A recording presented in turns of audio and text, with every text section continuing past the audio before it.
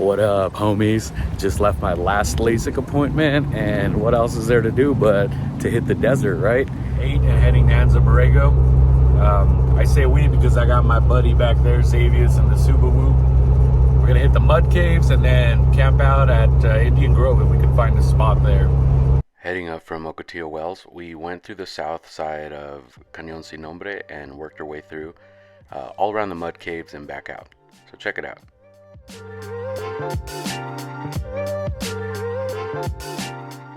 As soon as you enter, you'll be hit by some soft sand and some rocks. High clearance is probably your best bet here, but it seems like four-wheel drive, two-wheel drive, it wouldn't really matter. Alright, but we're going to air down now and check out the rest of the trail. About to hit the trail. This is Cañón Sin Nombre for you uncultured folks. Cañón Sin Nombre. Apparently a Subaru airs down in a fraction of the time of my Jeep, and I only got 33s. So far this trail seems super accessible, and the sheer beauty of this canyon is just ridiculous. If you ever get a chance to come out here, please do.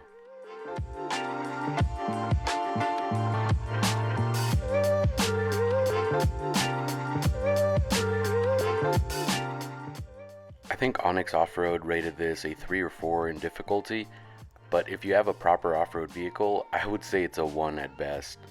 There were some challenges, but the Subaru was able to handle them just fine.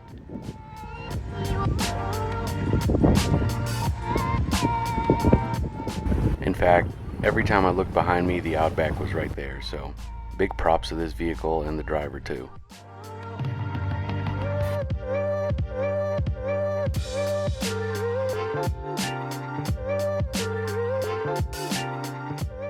Some areas of the trail are super smooth and it makes you want to rally them, but taking it slow and enjoying this view is what we did.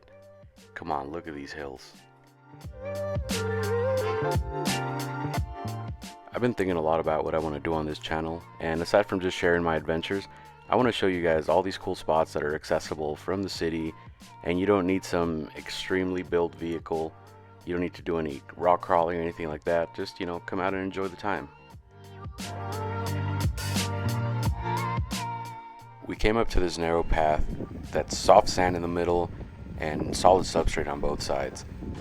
It's a little soft, so we had some wheel spin here for the Subaru, but other than that, once he got a good line, he was just powering through, no problem.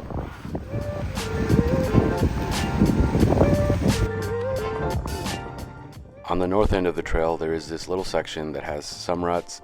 They're pretty fun actually, and there's no way you're going to get stuck here if you have high clearance. But there is a bypass right next to it.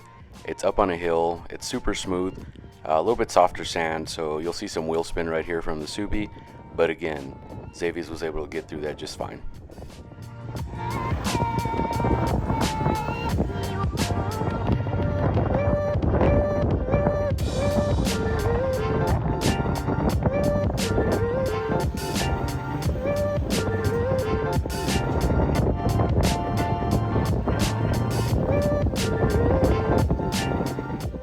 Now this is a section where you'll find mud caves everywhere. Some of them are real narrow and short, but some of them you can go on for what seems like miles. We didn't really do any exploring here. This trip was mostly about driving, and Xavius wanted to take his Subaru out, so we did mostly that. We stopped at one for a beer and then just kept going.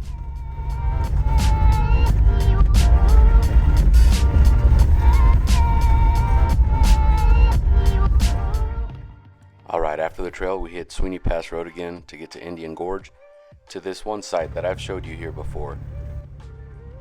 Now there's only one spot at the end of the right side of that fork, so we're hoping nobody's there yet, and just gonna, wish for luck. Oh no, someone lucked out before us. That's okay.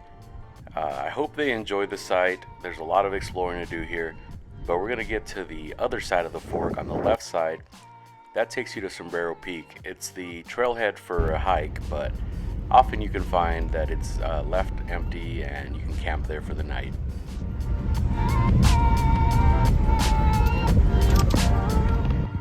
Frankly, I'm not going to complain about this site. Check it out. It is just gorgeous. Here you're just a short walk away from some palms, and look at that view. For dinner I kept it simple, just some fried chicken from the deli, gotta have my hot sauce, and I'm ready to listen to Xavius' hot takes. There are like two categories of vegan. Oops, I accidentally fed the wildlife. Alright, we're gonna call it a night. I'll see you in the morning. Good morning. Literally just woke up. It was a rough night as far as sound goes. There was a wind advisory, and I did not anticipate this type of wind. The Jeep has been rocking back and forth all night, just wiggling. Check it out.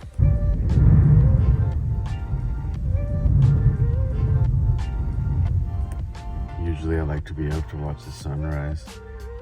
I might watch it through the dirty back window because it is so windy. Once the wind calmed down enough, it was coffee time. You know I gotta have my hot bean juice.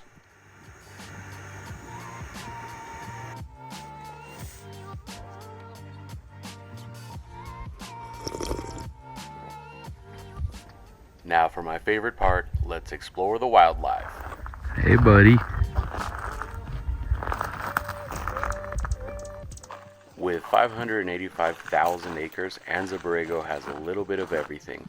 Yeah, I know it's all a desert, but the ecosystem can change drastically. If you just think about how it looked in the mud caves, just solid, desolate dirt everywhere. And now look at our site. Green, full of life, bugs everywhere. And these plants are no joke. They're all thorny, spiky, but the things living within them is just amazing.